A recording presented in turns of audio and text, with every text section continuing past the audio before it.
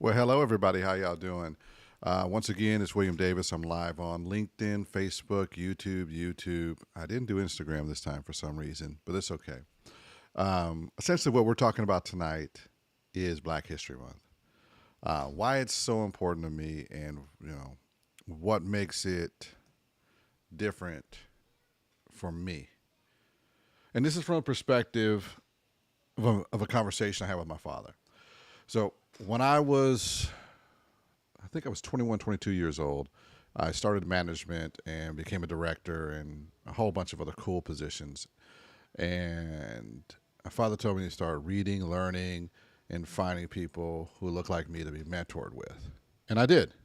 I found some pretty cool people over time that made me better, made me stronger. And I did the focus and honored my father and his wishes. Now, let's be real. My father and I didn't always see eye to eye on things at that time. It's hell, I'm a grown man now. We don't always see eye to eye. But I'm doing this message for him and for my sons. When I talk to my elders, they speak of times like right now that we're going back to the KKK times. We're going back to the oppression, the segregation, and everything else. And for me, business is where you separate strength and weakness in this country. Because everything in the government was set up around business. If you don't own a business, you don't own something, you don't control something. If you don't control something, you're controlled by it. And that's what I was learning when it came to business and the effects of that business has on so many different aspects of our life.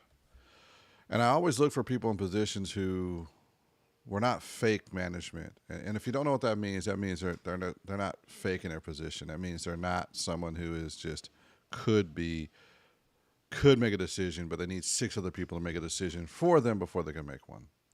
And as I got mentored and everything else, following the tutelage of my father and standing on the shoulders of a man who couldn't do the things I do, which is couldn't just be a business owner, couldn't be all the rest without all the drama and everything from the 70s, 80s, and 90s,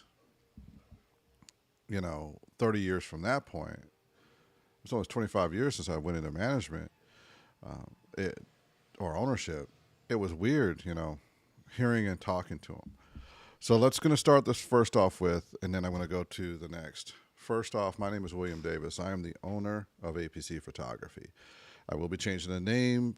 I'll keep A.P.C Photography open, but I will be adding a new DBA to encompass all of our new features. But I am an owner. I've also been a director. I've answered to GMs, owners, and have moved up the corporate chain in management, been district manager candidate, area trainer, director, two-time business owner, a direct answer to the owners of businesses such as Magic Toyota, Honda of no, it was Nissan of Kirkland, and another dealership, and it was a used car dealership. It's much smaller, but that's what I've been. And as a young black man who's around 48 now, I've had the privilege and the pleasure of helping at least 30 families go from not having a great income to middle class or higher based off my name and based off the ability to make decisions similar to in the decision I wanted to as to where they were coming in and what management position they were coming in. So that's what I have under the belt. There's a few other things, but I don't want to toot the horn or anything. I want to start there and be the first of the black business owners and decision maker positions. And my mentor taught me that. He was the owner of Magic Toyotas and Michael's Toyotas, and one of the first lessons he gave me when I became an owner in 2017, I was talking to somebody in Florida in 2018 about doing a job, and he reminded me before I had that conversation with him, you are speaking to the owner of that company, and you are the owner of your company. If he treats you anything less than that, do not allow it, and treat him as the owner with that courtesy and respect, and make the expectation that comes back to you. It was one of the biggest lessons of my life when it came to running a business, to be very respectful and honorable to the people who are willing to give you the conversation, but at the same time to let them know where you're at and hold that title with dignity and respect. And speaking of titles of dignity and respect, let's talk about Kirk Meade. He is a chief executive and strategy leader, uh, equity center transformation. Not only that, his career, this is all public that you can find this on LinkedIn anytime you look. So this is just people that you could find there. Chief strategist for the Carrington Group, which is amazing. Founder and CEO of a strategic advisory firm. He was a director and stakeholder. He was a director in development communications, and he was assistant vice president of a bank. If you wanted to see someone that could match, let me get it. Let me go back to this. If you want to see someone who could be a vision of where you want to be and who is black and brown, this is a good vision portion right here. This is one of them. This is black history that is now, that's present, that stands on the black history that we look to grow on. So that's one. I'm going to add another one in here. Unfortunately, to do it, I have to do the stop the screen share, and then grab another one. So I have to switch scenes every single time. So, Vaughn Taylor. All right, impact. Vaughn Taylor. He is the Vice President of Economic Development for Seattle Metropolitan Chamber of Commerce. This is a pretty awesome position. I like seeing that. He has also been a CDFI program officer, director of business development. He's also been a director of marketing and leasing. All these positions are really great positions that you could have if you went and got your education as a black man or woman, and put you in decision-making positions and also allow you to become a mentor and be powerful in your community. Vaughn's a great example of that, and this is just another position and another person in that same way. We're going to go to our next one.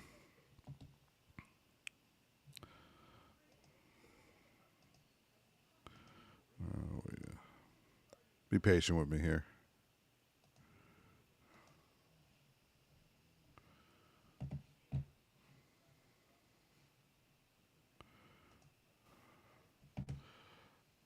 Renard Jenkins, founder, senior executive, fractional CTO.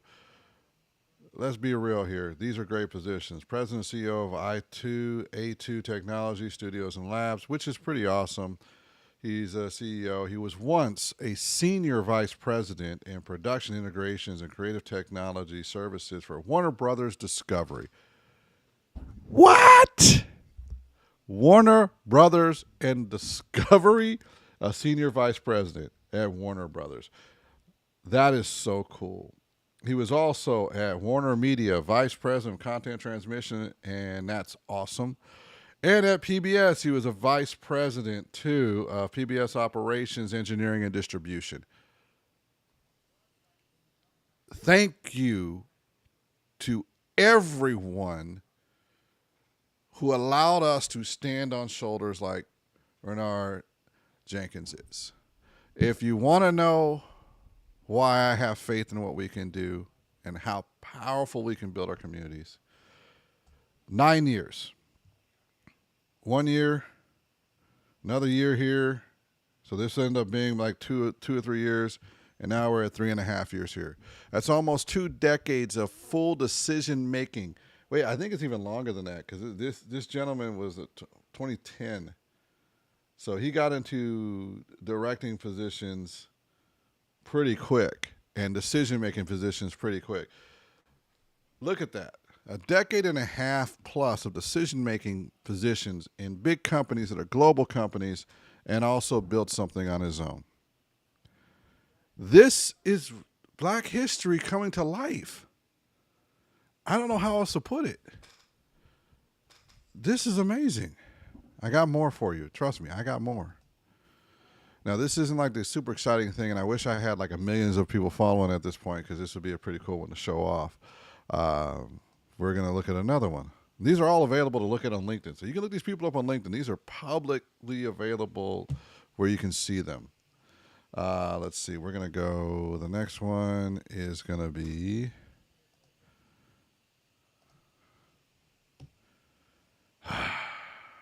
Oh, yeah. We about to get into a good one here. I love everything this person has done, and this is for my sister, my nieces, and all the rest. This what this one's for. Stacy Ybarra, Chief Marketing Officer. Look at that. This beautiful black woman has done these things.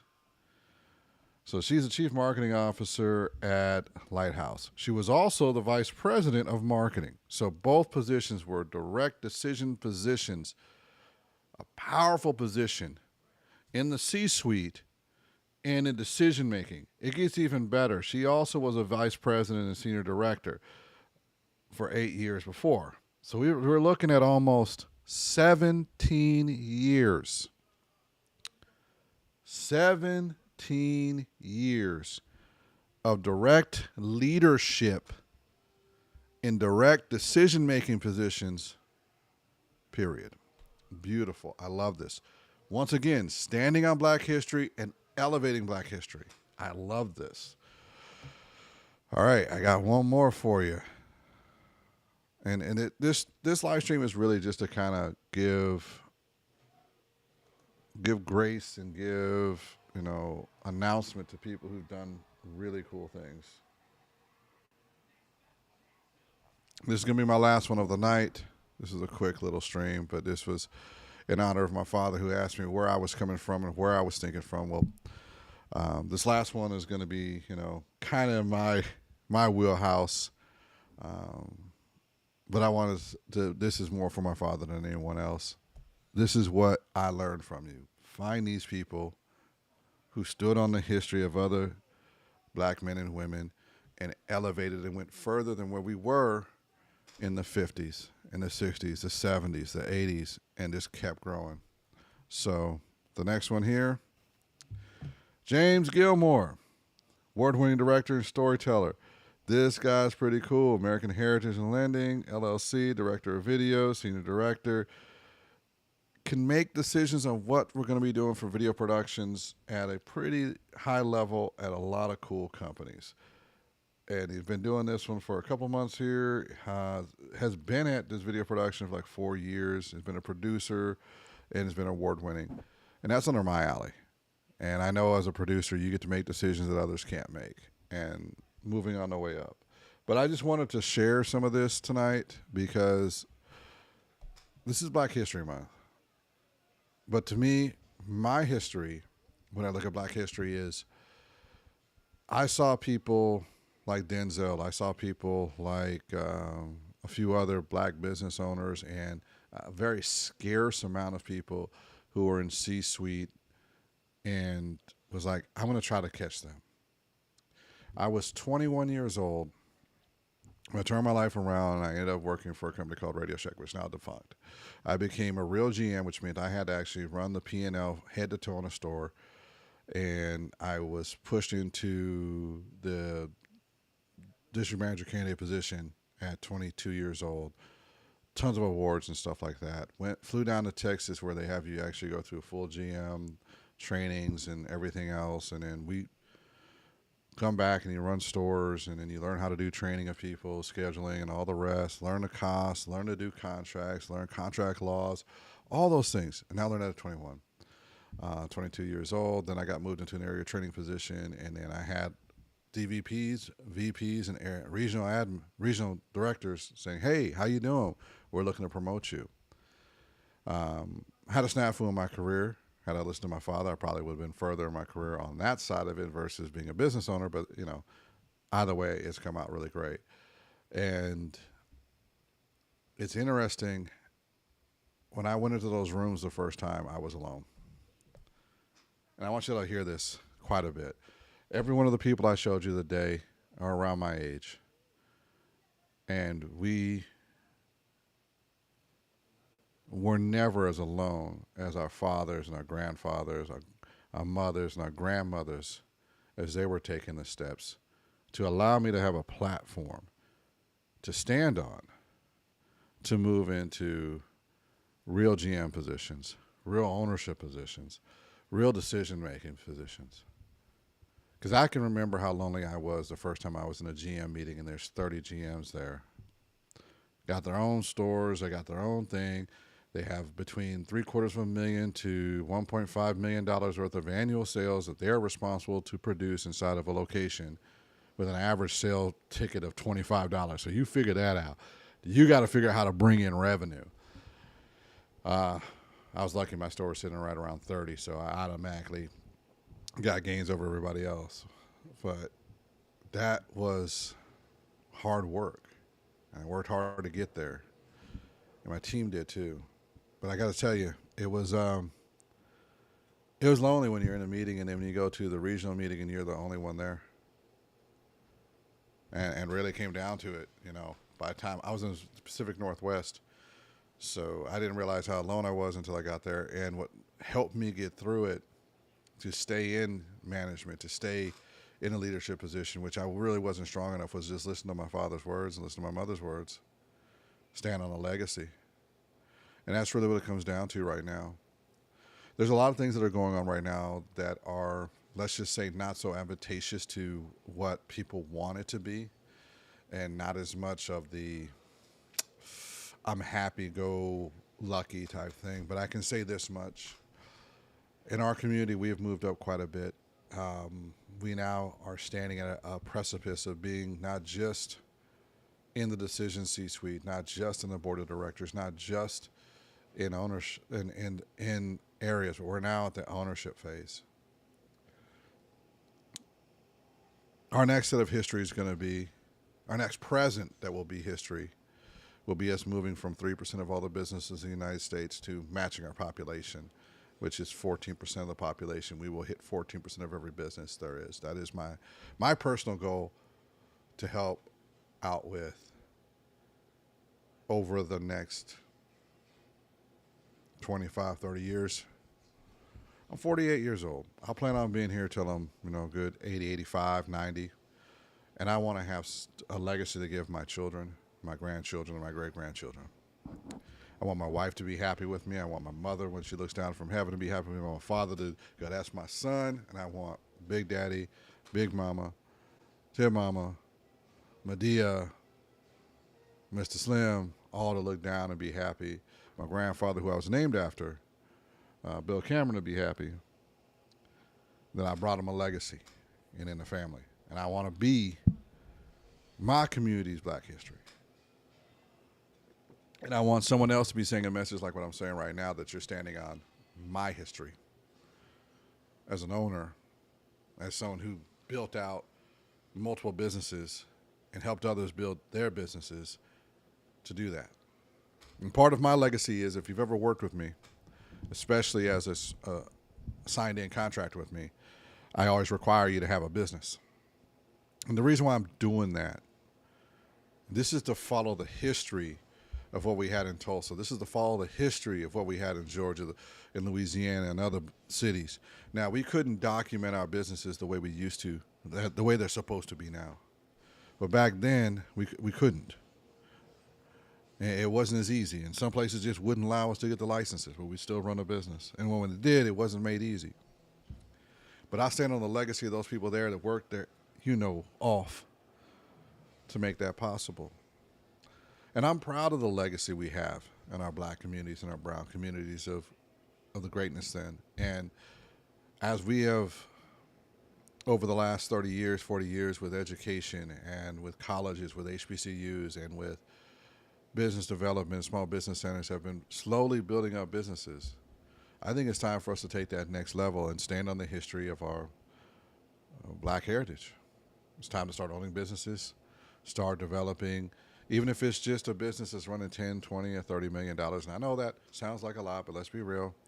For all of us who've been in the businesses that were running 100 million or more revenue, that's when you start to get a business.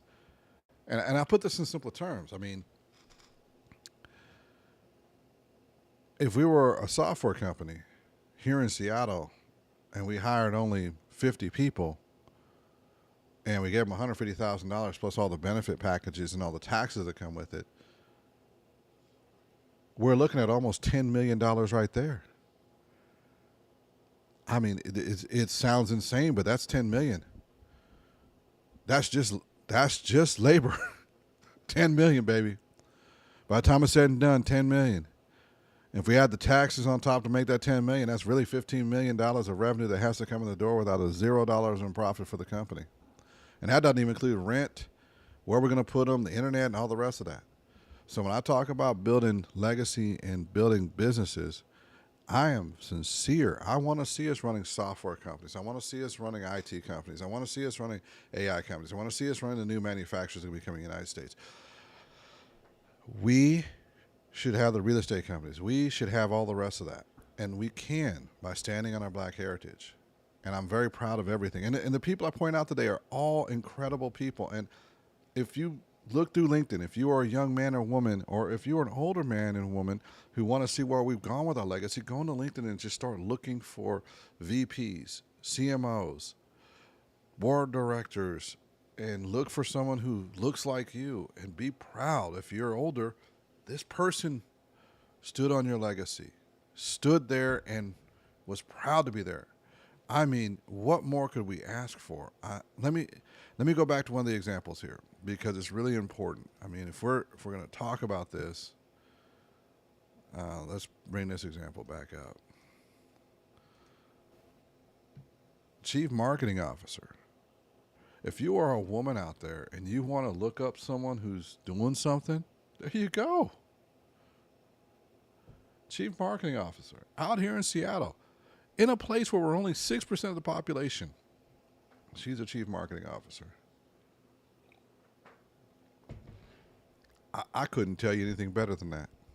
And that's standing on the legacy of our history. So that's what I got to talk about. And I think we can do it.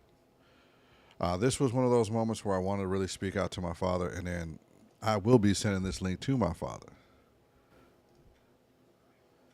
Why it keeps doing the double clicks, I don't know. I think I got to figure out what's going on with this system here.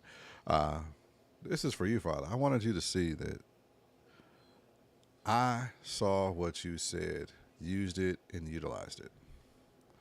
And I was 21 years old, didn't know what I was doing. I was stupid. But I at least listened.